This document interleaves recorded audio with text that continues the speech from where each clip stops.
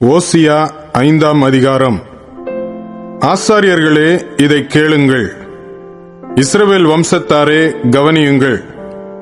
ராஜாவின் வீட்டாரே, செவி கொடுங்கள். இந்த நியாய விசாரிப்பு உங்கள் மேல் செல்லும்.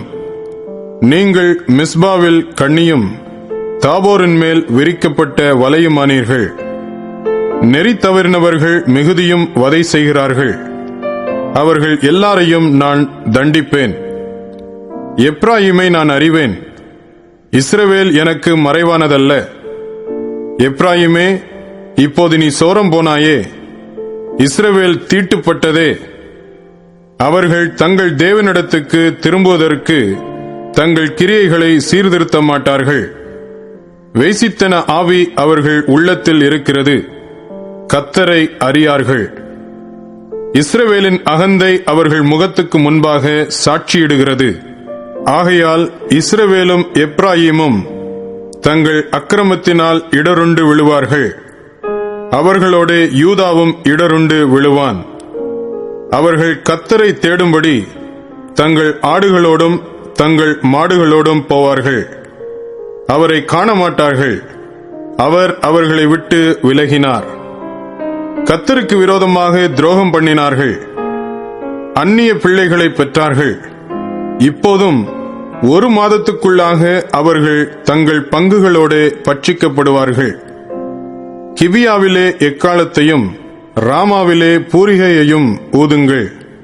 பெத்தாவேனிலே கதறுங்கள். பென்யமீனே, உன்னை பின்தொடருகிறார்கள். தண்டிப்பின் நாளிலே எப்ராயிம் பாழாவான்.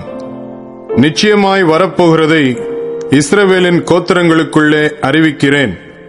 யூதாவின் பிரபுக்கள் எல்லைகளை ஒதுக்குகிறவர்களுக்கு ஒப்பானார்கள்.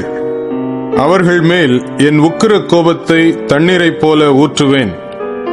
எப்ராயிம் தகாத கற்பனையை மனதார பின்பற்றி போனபடியால் அவன் ஒடுங்குண்டு நியாய விசாரணையில் நொறுக்கப்பட்டு போகிறான்.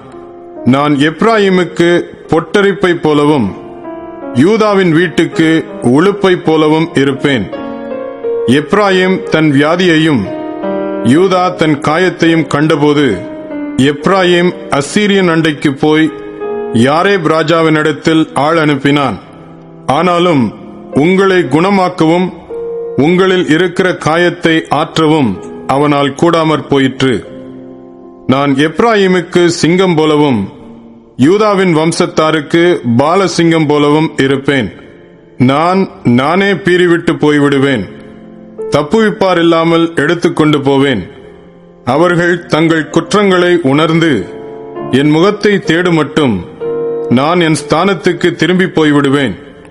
தங்கள் ஆபத்தில் என்னை கருத்தாய் தேடுவார்கள்.